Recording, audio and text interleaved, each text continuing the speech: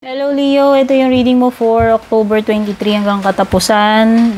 Pero timeless ito kahit kailan mo ito mapanood, kahit pagkatapos ng mga petsa na yan. Sun, Moon, Rising signs, Sun, Moon, Rising, Venus signs, cross watchers, yan. All genders are welcome. Take note guys, yung mga energy na mapupull out natin sa cards sa reading na ito, hindi ko kontrolado yan. Pwedeng yung iba sa inyo tapos na, pwedeng iba nangyayari pa lang, pwedeng iba mangyayari pa lang. Okay? Keep that in mind. Hindi po ito personal reading, hindi 100% tutugma sa iyo. Sa mga interesado sa private readings ko dyan, pakibasa lahat ng nakasulat sa description or pakipanood hanggang dulo. Nandiyan yung mga announcement natin. Ayan. Maraming salamat sa palaging panonood, sa pag-like, pag-share. Malaking bagay po yan sa akin, Leo. Thank you so much.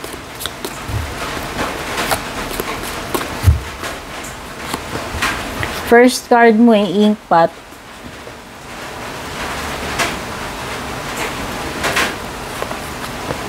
Tapos finger. Ano kaya ito tinuturo ni finger? Okay. Sige mamaya, pakita ko sa'yo. Parang may tinuturo yung finger eh. Dito sa table ko kasi may mga cards dito naka-display. And yung tinuturo ng finger ay napunta rito sa card na naka-display dito. Which is ito. Pwedeng ang tinuturo ng finger, pwedeng clue yan. Tinuturo niya, aligned with your purpose. Aligned ka na ba ngayon sa path mo, sa true purpose mo? Kasi kung hindi, pwedeng yun yung kailangan mong pagmuni-munihan, hanapin. No? Isa pa, may mga rosary ako dito. Na pwedeng yun yung tinuturo niya. May mga rosary ako dito sa table ko eh. So yun, pwedeng either yung aligned with purpose or pwedeng about faith kasi rosary. Is it may kinalaman ba sa spirituality mo? May kinalaman ba sa religion mo yan? Sa faith mo? Ewan ko kung ano man yan. Pero yun yung mga tinuturo niya. Okay? Pwedeng yun yung path mo. Ewan ko. Yun ba yung iniisip mong path or yun na ba yung path na tinatahak mo sa ngayon? Are you aligned? Aligned ka ba doon sa iyong pinaka-purpose, sa iyong pinaka-path? Ito na ba talaga yung path mo? How sure are you? Okay? Pwedeng ganun. At mo kami mga problema ka na masusolusyonan, So, kung naman itong mga problems, take note, hindi lang isang problema yung masusolve mo dito. So, very good. At least, maganda yung mga paunang cards mo rito. Leo. At ayan, ang ganda-ganda ng horseshoe. Sa sign ng swerte. Oh, hindi ko alam kung saang anong aspeto ng buhay kasi swerte, pero importante meron. Okay? Ibig sabihin lang nito, ito yung good times, ito yung times na inaayunan ka ni universe, pumapabor sa yung mga bagay-bagay, smooth sailing, or may mga pumapasok na grasya or opportunity sa'yo. Good sign, horseshoe, nasiswertihin ka.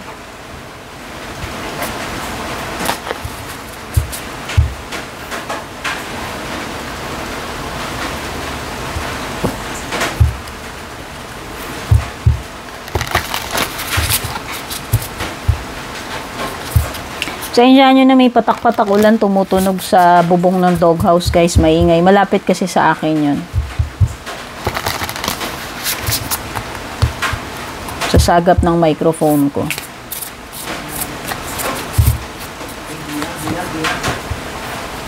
Merong energy ng fire. O baka pinanganak ka sa fire ox, number 14. Sa mga mahilig sa numerology, lista nyo na lang yung mga number nyo. Susunod. You have number 10, water bird, water element. Oh, baka may water bird dito. Number 19, water horse. So, ang lakas ng energy ng water, element water, and number 19, water horse. Whether ganyan yung sign mo or may nakakadil ka na ganyang sign. Sige, latag muna natin yung mga cards mo. Beacon of light, speak your truth, a path to independence. Path na naman. Take note, Leo. We are talking about path. Diba, naalala mo to? Ano yung tinuturo nung kamay? Dito sa table ko, may card na naka-display. Ang tinuturo niya, are you aligned with your purpose? May path. And again, lumitaw na naman dito, synchronicity. Meron na naman binabanggit about path. So, maybe, merong napaka-importanteng ano ba talaga yung magiging reflection mo tungkol dito sa path na tinatahak mo. Feeling ko lang. Merong something of importance dito sa current path na tinatahak mo. Sabi ko nga kanina is this really your purpose? Is this for your highest good? Kasi usually, when we think of our path na tatahakin, dapat it should serve, dapat it's for our highest good, diba? Or sa good ng nakararami din. Pero, syempre, may kanya-kanya tayong path din. Yung i-consider mo doon, etong path ba na ito, is it really for you? Is it for your highest good?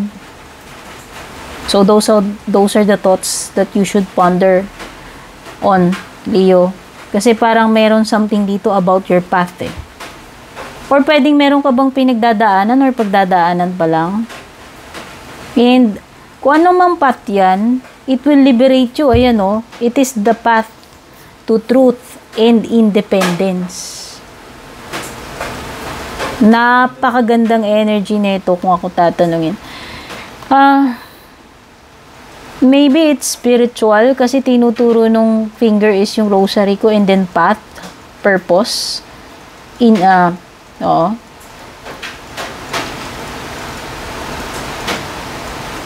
Eto ba talaga yung totoong gusto mo? Does this path speak your truth? Does this something that you are doing right now, eto ba talaga yung truth para sa'yo? Or nagpipretend ka lang, or ginagawa mo lang ito kasi ganito, ganyan. Napipilitan ka lang ba? Or is it talagang ito ba talaga yung gusto mo? Bukal sa kalooban mo? Sa tingin ko, ano man itong path na pinagdadaanan mo, or tinatahak mo, or tatahakin mo, it will lead you to truth and independence. So, kailangan magpakatotoo ka. Kailangan sundin mo yung puso mo pagdating dito sa path na tinatahak mo. And always, huwag mong kakalimutan, is it for your highest good? Diba? Ayan Beacon of Light igina-guide ka Ewan ko kung sino tong nagsisilbing ilaw sa'yo, gabay.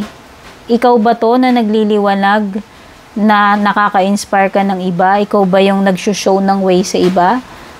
Or are you looking at someone or something, pwedeng tao to, pwedeng hindi, na siya yung nagiging liwanag sa path mo na ini-illuminate niya yung path mo, unti-unting nagkakaroon ng kaliwanagan sa path mo, unti-unting nagkakaroon ng mga revelation dyan, nare-reveal yung mga dapat mong mare-reveal yung katotohanan.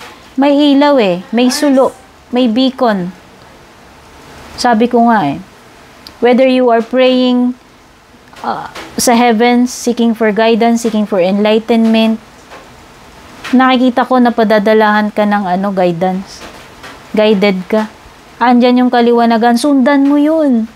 Leo. Yun yung guess ko rito. Kasi there is a path na dapat yun yung tinatahak mo And kung yung path na yan is for your highest purpose, for your highest good, dapat kaliwanagan yan. And ayan yung ilaw Sundin mo ito. Ako tatanungin. Whether ikaw to na nakakapagbigay ka ng kaliwanagan, ikaw ba ang magsisiwalat ng katotohanan dito? Ikaw ba ang nagga-guide? Or meron kang sinusundan na yun yung guidance mo patungo sa kaliwanagan, sa enlightenment, sa freedom, and for your highest purpose, highest good? Para sa akin, napaka-powerful ng mga messages na meron dito. Okay? Tingnan na natin iba pang messages mo. Basta meron ditong something na makikita mo na lang yung path. Kung una nalilito ka, magliliwanag yan sa'yo Kung noona hindi ka sure anong path yung tatahakin mo, anong gagawin mo, or dumadaan ka ba sa period ng katilimang path na yan, ano man yung pinagdadaan, magliliwanag yan Mabibigyan ka ng independence dyan. Makakalaya ka na dyan. Alam mo ba yon yung seeing the light at the end of the tunnel? Parang ganun. And feel ko sundan mo yung liwanag Kasi it will lead you to independence. It will lead you to the truth.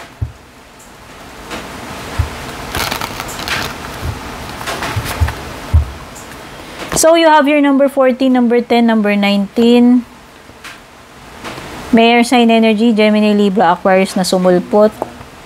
May number 20, Judgment card, diba? Path to liberation, path to understanding, the dawn of enlightenment, realization, ano pa, wake up call. And number 3, dagdag mo na yan, Cancer energy. You may be dealing with the water sign, Cancer energy. And an air sign, Gemini, Libra, Aquarius, no?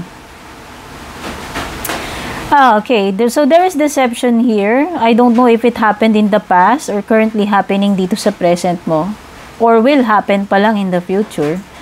Pero kung ano mang kadiliman yan, ano mang paglilinlang na yan, pang da-divert sa'yo, deception, pagkalito, pang pagulo, pang pa-cloud ng isip, maliliwanagan yan with the beacon and the path to your enlightenment. Mag-shed ng light about something na ewan ko, hindi ko alam kung meron marireveal dito na niloko ka lang pala, dineceive ka, ganyan-ganyan. Basta, there is something here na, sabi ko nga may matutuklasan kang katotohanan. Marireveal sa'yo yung dark side, yung mga hidden. Okay? Sundan mo lang yung liwanag, sundan mo lang yung guidance. Okay. At ito na yun, wake up call. Pag sinabi nating wake up call, sabi ko nga, magigising ka na, mahihimas-masang ka na, mauumpog na yung ulo mo kung nakatulog ka. Alam mo yun, basta matutuklasan mo na ano yung dapat mong lesson learned dito, ano yung dapat mong malaman, nakatotohanan, lilitaw. Okay, suddenly, it hit you na, okay, ito pala yun. Ngayon, alam ko na, nare-realize ko na. Napagtanto mo na yung sitwasyon, na-assess mo na, na-analyze mo na, finally, okay. So, ito, panggising na sa akin to. Ngayon, na-enlighten ako, nauunawaan ko na, nalaman ko na, thank you. Parang ganun. Ito yun, ha. Unless, i-ignorin mo yan, dead-mind mo. Kung ina-avoid mo, pero nakatayo siya eh. So, in this case, hindi. So, in this case, magigising ka na, maliliwanagan ka na rito. Okay, ang ganda. Ang ganda ng card mo. Judgment card also means sometimes may mga bagay na nare-reanimate, nabubuhay. Galing sa baul, inilibing na, namatay na, akala mo nag-end na, pero mare-revive, mabubuhay uli, manunumbalik. Pwedeng ganun. Pwedeng may scenario na ganun. There is something here to celebrate about. I don't know if may occasion, kasal, binyag, o kung ano man yan, party, get together. Basta celebrating, pagiging happy. A sense of connection with those you love, friends, family. Ano to yung pagiging in harmony with those around you. Mafe-feel mo yung care nila, paki nila sa'yo, love, support, nandyan sila. To celebrate with your achievement o kung ano man itong ipinagsasaya ninyo. No?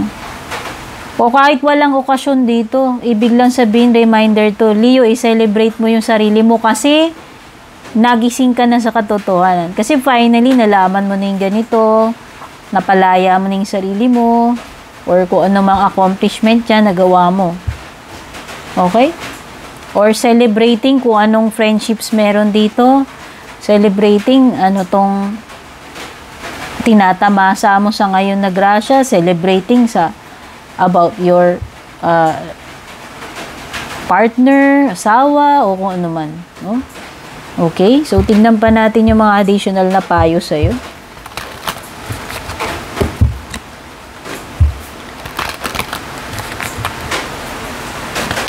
Unang-unang payo, you need to, makipag-deal sa compromise. Minsan hindi komportable para sa iyo, para sa atin, pero kailangan nating gawin. Ito yun. Yung pagiging willing na mag-compromise sa sitwasyon. Hindi naman laging yung sitwasyon yung mag-a-adjust sa'yo, Leo, yun lang yung masasabi ko, no? So, minsan kailangan din natin mag-take ng compromise, ng risk, Sabi ko nga, kahit hindi comfortable.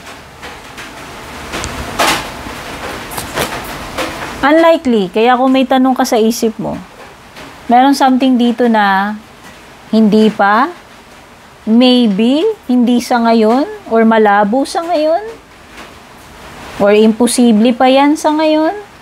Bakit sa ngayon? Kasi hindi naman nakasimento na eh. Anytime pwede pang magbago ang kapalaran mo. Alay mo, hindi natin yan, walang nakakaalam yan. So, sa ngayon, hindi. Malabo sa ngayon. Yun yung sinasabi ng card mo. Okay? No need to worry. Ano ba ito pinag-aalala mo? As long as ginagawa mo nga yun, yung dapat mong gawin, at nasa tamang path ka, nasa highest good, wala kang dapat ipag-alala, Leo. Alam mo, basta nasa mabuti ka, wala kang dapat ipag-alala. Aksaya lang ng oras mo yan. Nai-spoil lang niya yung time mo. Napakaiksi lang ng time natin dito para mag-worry. As long as, take note, as long as ginagawa mo yung mga dapat mong gawin, hindi kailangan maging excessive. So, no need to worry. And para sa iyong closing message,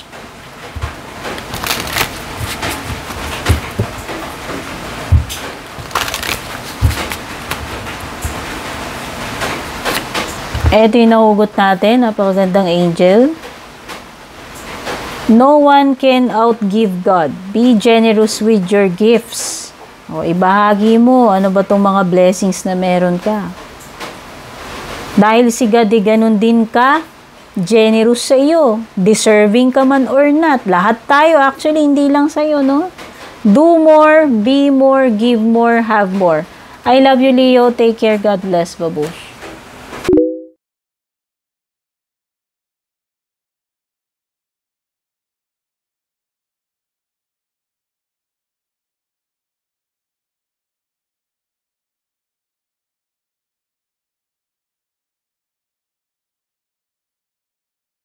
And kung balak nyo pong mag-book or mag-inquire ng personal readings ko, basahin nyo lamang po itong nakasulat sa screen or yung nakalagay sa description.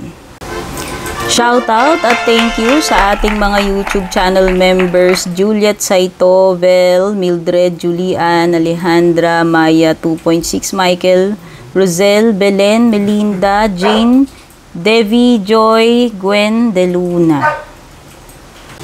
Shoutout and thank you rin sa ating mga FB page subscribers, Alicia, Aida, Jovel, May, Ann, Jennifer, Jane, Aida, Aluwa, Emilu, Melinda, Grizel, at ang pinakabago si Shay Santos.